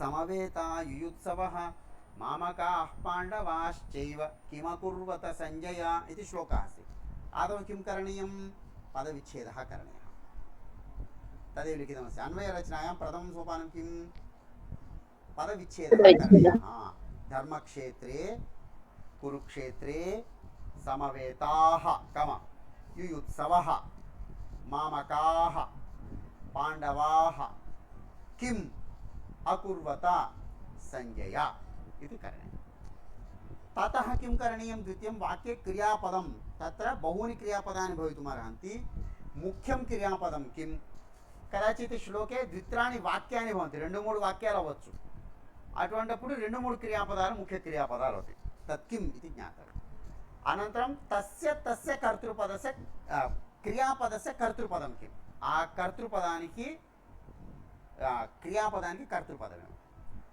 దానికి కర్మపదం ఏమిటి ఇది జ్ఞానం आवश्यकम् अस्माकं कर्तृपदं किम् इति ज्ञातुं किं करणीयं किम् अकुर्वत सञ्जय किं के इति प्रश्नः के अकुर्वत मामकाः पाण्डवाः कर्तृपदाనికి कः అని రావాలి కదా कः अकुर्वत बहुवचनं सो के अकुर्वत मामकाः किम् अकुर्वत पाण्डवाः किम् अकुर्वत इति कर्तृपदद्वयम् एवं कः कौ के ఏకవచనంలో ఉంటే కహ ద్వివచనంలో ఉంటే కౌ బహువచనంలో ఉంటే కే పుంలింగంలో ఉంటే కహ స్త్రీలింగంలో ఉంటే క నపుంసకలింగంలో ఉంటే కిం ఇది కర్తృపదస్య సమాధానం ప్రాప్తం ఇది ప్రశ్న ద్వారా ఉత్తరం ఆగచ్చది ఈ పని చేసింది ఎవరు కహ ఏతత్ కృతవాన్ ఇది ఉక్తేయం తదాని ఉత్తరం ఆగచ్చది కర్తృపదం एवमेव कं द्वितीयाविभक्तौ प्रश्नं कुर्मः चेत् तस्य उत्तरम् आगच्छति। द्वितीयाविभक्तिः प्रश्नः करणीयः। कं कां कान् इति प्रश्नः करणीयः। तत्पश्चात् मातृभाषायामिव प्रथमं कर्तृपदम् अनन्तरं कर्मपदम् अनन्तरं क्रियापदम् इति क्रमरूपेण लेखनीयं भवति। तावता क्रमरहितं वाक्यम् एकं कर्मं प्राप्नोति। एकम् उदाहरणं पश्यामः। वाक्यमुवाच मधुसूदनः इति श्लोकः द्वितीयाध्यायस्य प्रथमश्लोके एतद् वाक्यमस्ति। वाक्यमुवाच मधुसूदनः। अस्मिन् पदविच्छेदं कुर्मः। वाक्यम् उवाच मधुसूदनः। अत्र क्रियापदं किम्? उवाच। कः उवाच? मधुसूदनः उवाच। अत्र मधुनूदनः इति द्वितीयवाक्ये अस्ति, तत् परिष्कुर्मः। मधुसूदनः उवाच। मधुसूदनः किम् उवाच? वाक्यम् उवाच। इदानीं कर्तृपदं मधुसूदनः, कर्मपदं वाक्यं, क्रियापदम् उवाच। एतेन क्रमेण लिखामः चेत् मधुसूदनः वाक्यम् उवाच। कर्तृपदं कर्मपदं क्रियापदं च क्रमेण लिखितानि सन्ति। वाक्यमुवाच मधुसूदनः इति क्रमरहितं वाक्यं वयं किं कृतवन्तः? लौकिकवाक्यमेव अन्वयं क्रमम् आनीतवन्तः। एतस्यैव नाम अन्वयः। मधुसूदनः इत्युक्ते कः इत्युक्ते कृष्णः। वाक्यम् इत्युक्ते वचनम्। उवाच इत्युक्ते उक्तवान्। श्रीकृष्णः एतद् वाक्यं वचनं उक्तवान् इति भावः आगतः। एतेन क्रमेण अन्वयरचनायाः लेखने शब्दानाम् अन्तलिङ्गविभक्तिवचनानां ज्ञानमपि अपेक्षितम्। उवाच कः धातुः? वच धातुः। कः लकारः? वर्तमानकाले वा भूतकाले वा कर्तरि वा कर्मणि वा इति चिन्तनीयम्।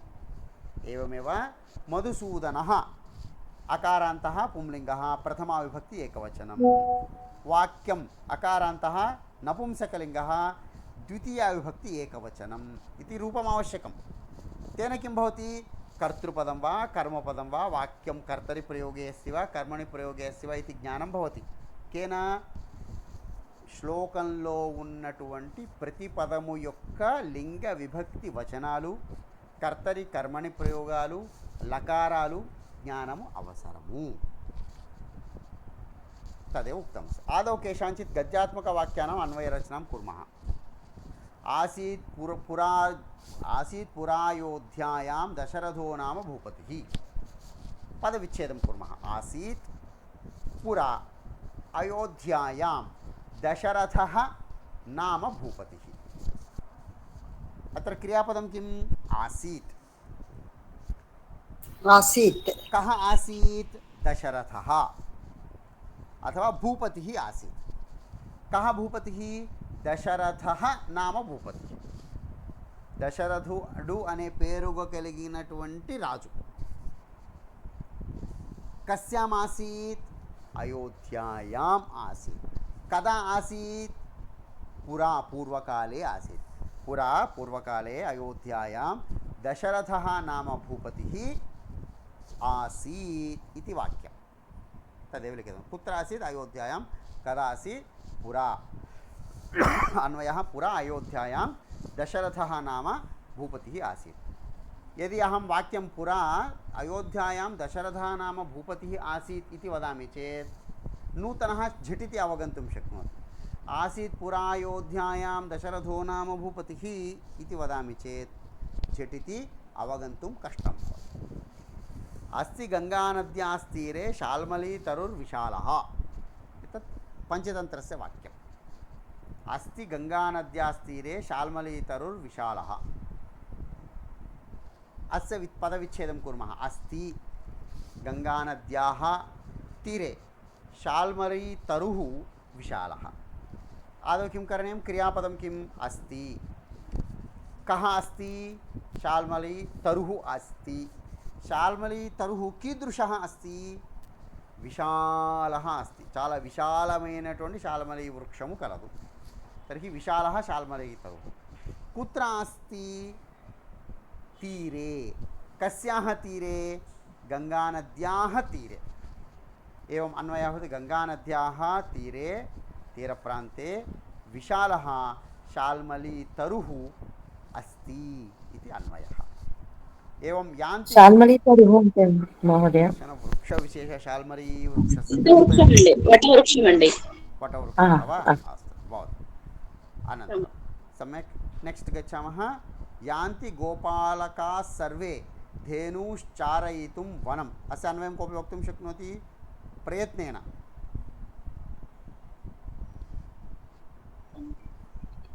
भवतु एकं कार्यं कुर्मः 8:00 जातम् इतः आरभ्य तृतीयम् आरभ्य भवन्तः अस्तु एतस्य अभ्यासम् अग्रिमपाठं पाठयामि एतेषाम् उदाहरणानाम् अवलोकनेन भवन्तः इदानीम् अन्वयरचनां कर्तुं कीदृशाः प्रश्नाः करणीयाः इति ज्ञातवन्तः అంటే మనకి ఏ శబ్దము కావాలో ఆ శబ్దానికి సంబంధించిన ప్రశ్న వేసే సామర్థ్యం వచ్చిందంటే అది ఏ అర్థంలో ప్రయోగించారు అనేటువంటి తెలిసిపోతుంది విశేషణానికి ఎలా ప్రయోగించాలి కీదృశః కీదృశీ కీదృశం అని ప్రయోగించాలి ते एव अंशाः अत्र सङ्गृहीताः कर्मपदम् आश्रित्य कीदृशः इति प्रश्नः क्रियते चेत् तस्य विशेषणम् आगच्छति सप्तमी विभक्तिम् आश्रित्य कुत्र इति प्रश्नं कुर्मः चेत् सप्तमी विभक्ति उत्तरं तस्मिन् गङ्गानद्याः तीरे इति उत्तरम् आगच्छति कदा कस्मिन् काले कस्मिन् समये इति प्रश्नं कुर्मः चेत् पुरा इति अर्थः आगच्छति एवं कुतः किं कुत्र कति कदा कुतः कथं किमर्थम् इति सप्तप्रश्नान् कृत्वा विभिन्न उत्तराणि प्राप्नुमः येन वयं वाक्यस्य अवगमनं भवति अस्माकम् इति इतः अभ्यासः आसीत् द्रोणो नाम विख्यातः धनुर्वेदाचार्यः इति आरभ्य भवद्भिः किञ्चित् अभ्यासं कृत्वा आगच्छन्ति चेत् श्वः इतोपि एकघण्टापर्यन्तं पठामो वा श्वः 7तः 8 एकघण्टा 6:30 अहं किञ्चित् विद्यालये कार्ये भवामि 7 आरम्भं कुर्मः एतं समापयामः भवतां सन्देहनिवृत्तिमपि श्वः एव कारयिष्यामि नाम अन्यत्रापि भवतां यदि सन्देहाः सन्ति भवन्तः पठित्वा आगन्तुं शक्नुवन्ति मां प्रष्टुं शक्नुवन्ति श्वः एकां कक्षां पुनः कुर्मः 7 सम्यक् महोदय भवान् इदानीम् उक्तवान् महोदय आसीत् पुरा अयोध्यायां दशरथः नाम भूपतिः इति तदपि लेखनीयं खलु महोदय एवं लेखन प्रकारमपि अस्ति खलु महोदय एकविधं किं किं किं पुनः वदतु आसीत् पुरा अयोध्यायां दशरथः नाम भूपतिः इति आसीत् इति क्रियापदं प्रारम्भे करोति चेत् तत् वाक्यं शुद्धं भवति वा महोदय 100% शुद्धं वाक्ये दोषः नास्ति किन्तु तादृशकाव्यानि आल्रेडि सिद्धानि सन्ति यत् पठित्वा वयं कष्टम् अनुभवामः वयम् इत्युक्ते आरम्भस्तरे ये पठन्ति अस्माकं किम् आवश्यकं तादृशवाक्यं पठित्वा अपि अस्माभिः विषयः अवगन्तव्यः उदाहरणार्थं वदामि रामः इति शब्दः लेखनीयः भवत्या सत्यं किन्तु विद्यालये किं पाठितवन्तः आदौ आ लिखतु रा लिखतु मा लिखतु विसर्गं लिखतु इति पृथक् पृथक् किमर्थं रामः इति साक्षात् शब्दं किमर्थं न पाठितवन्तः रामः इत्येव पाठयन्तु इत्युक्ते सामर्थ्यसम्पादनार्थं खण्डशः अस्माभिः पठनीयं तथा आसीत् इति वाक्यं सिद्धमस्ति आसीत् पुरा अयोध्यायां दशरथो नाम भूपतिः इति अस्ति म्यूट् करोतु हरि ओम् तादृशवाक्यानि रामायणे भारते सन्ति तद् वाक्यं लेखितुं सामर्थ्यम् आवश्यकं चेत् प्रथमं तादृशवाक्यस्य अर्थ अवगमनम् आवश्यकम् अस्माकम् इदानीं धर्मक्षेत्रे कुरुक्षेत्रे श्लोकस्य अर्थं भवन्तः वक्तुं शक्नुवन्ति किन्तु अन्यविधदीर्घश्लोकाः सन्ति तेषाम् अर्थं वयं न जानीमः तस्य अर्थज्ञानार्थं किं करणीयम् एषः अभ्यासः करणीयः प्रथमम् अर्थज्ञानम् आवश्यकम् अनन्तरं लेखनं तादृशलेखनानाम् अवगमनम् आवश्यकं खलु तदर्थम् अन्वयरचना अवश्यं ज्ञातव्या भगवद्गीता भारतं रामायणम् एतादृश अन्वयरहिता नाम छन्दोमयग्रन्थाः बहवः सन्ति पुनः तल्लेखनं शुद्धं वा अशुद्धं वा इति प्रश्नः न, शुद्धम् अस्ति इति कृत्वा एव अद्य जीवति तत्, अशुद्धं चेत् कोऽपि पठति वा न, शुद्धीकरणार्थं नास्ति। तादृशकठिनवाक्यानि सरलतया अवगन्तव्यं चेत् तत् स्वरूपम् अस्माभिः अवगन्तव्यं। यथा आङ्ग्ललिपिं कन्नडलिपिं मातृभाषां च पठितुम् एकैकम् अक्षरं प्रथमं पठामः, अनन्तरं पदानि पठामः, अनन्तरं काव्यं पठामः। तद्वत् अस्माभिः प्रथमं तादृशवाक्यस्य अर्थः ज्ञातव्यः, तदर्थम् अन्वयरचनायाः अभ्यासः निर्दिष्टः। तद् वाक्यं शुद्धम् अस्ति चेदेव अन्वयः आगच्छति, शुद्धतायाः प्रश्नः एव नास्ति। स्पष्टं वा वैष्णवी भगिनी? आं महोदय, धन्यवादः। वयम् अन्वयं किमर्थं पठन्तः स्मः इत्युक्ते यथा विद्यालये वयम् अक्षराणि पठितवन्तः, वाक्यरचनानिमित्तम् अक्षरं किमर्थं, वाक्यमेव पाठनीयमासीत्। वाक्यं शुद्धं भवति वा अक्षरं शुद्धं भवति वा इत्युक्ते वाक्यमपि शुद्धम् अक्षरमपि शुद्धं, किन्तु वाक्यं लेखनीयं चेत् तत्र प्रथमं वर्णः लेखनीयः, अनन्तरं तत्र मात्राः योजनीयाः, अनन्तरं पदज्ञानम् आवश्यकम्, अनन्तरं वाक्यज्ञानम् आवश्यकम्, अनन्तरं वाक्यं लेखनीयं खलु। साक्षात् वाक्यपाठनं तु न भवति, सः क्रमः। धन्यवादः महोदय, बहु उत्तमतया उक्तवान् महोदय। अन्वयं यदि न जानीमः तर्हि गीतां पठितुं न शक्नुमः। अग्रे अस्माभिः भवद्भिः गीतायाः 700 श्लोकाः पठनीयाः। आदौ अध्यायत्रयम् अध्यापकः पाठयति, अत्र पदच्छेदः एवं भवति, अन्वयः एवं भवति इति। अन्तिमपुस्तकं भवति स्वयं पठनीयमस्ति, अन्वयः स्वयं करणीयः भविष्यति, तदर्थम् इदानीं पठनीयमस्ति। गृहं निर्मेयमस्ति इति चिन्तयन्तु, गृहनिर्माणं चेत् इष्टिका स्थापनं, तत्र सिमेण्ट् स्थापनम्, अनन्तरं तस्य लेपनं सर्वं ज्ञातव्यं खलु। रामायणं पठनीयं चेत् तन्निमित्तं भवद्भिः सर्वविधसिद्धता करणीया, तद् इदानीम् आरभते। अन्यः कोऽपि प्रश्नः अस्ति वा कस्यापि? మహోదయ 15 శ్లోకాలేమో ఉన్నాయి అన్నారు కదా మహోదయ, వాటిలోనే कर्तुं न शक्तवान्, अद्य कृत्वा गणे स्थापयामि अथवा अहं प्रेषयिष्यामि अवश्यम्। ఆ 15లోనే వస్తాయి కదా మహోదయ? सत्यं 10 अथवा 12 एव श्लोकः, 15 अपि न, 10 अथवा 12 श्लोकाः। धन्यवादः महोदय। प्रसिद्धश्लोकाः यदा यदा हि धर्मस्य धर्मक्षेत्रे कुरुक्षेत्रे कर्मण्येवाधिकारस्ते मा फलेषु कदाचन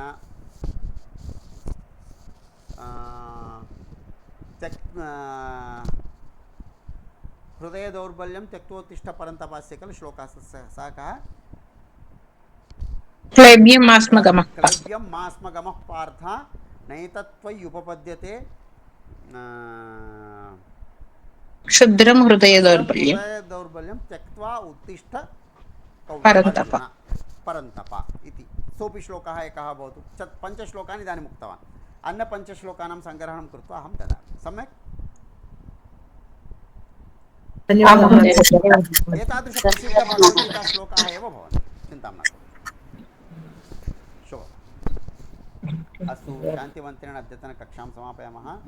सर्वे भवन्तु सुखिनः, सर्वे सन्तु निरामयाः, सर्वे भद्राणि पश्यन्तु, मा कश्चित् दुःखभाग् भवेत्।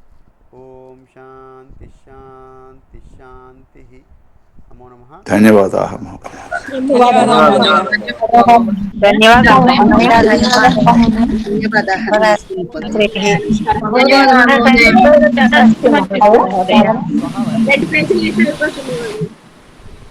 धन्यवादाः महोदय। धन्यवादः महोदय।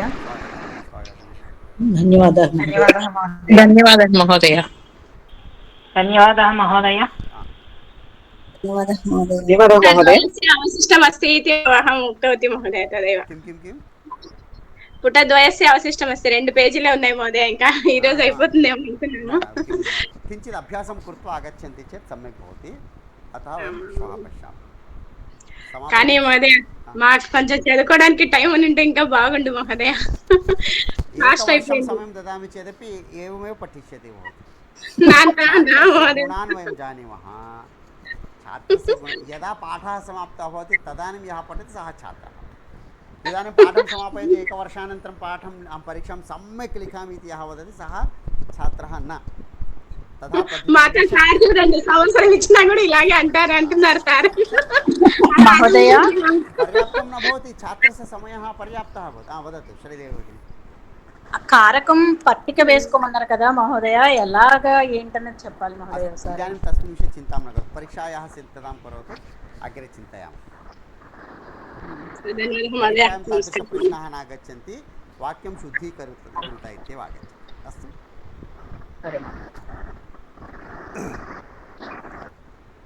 राम राम महोदय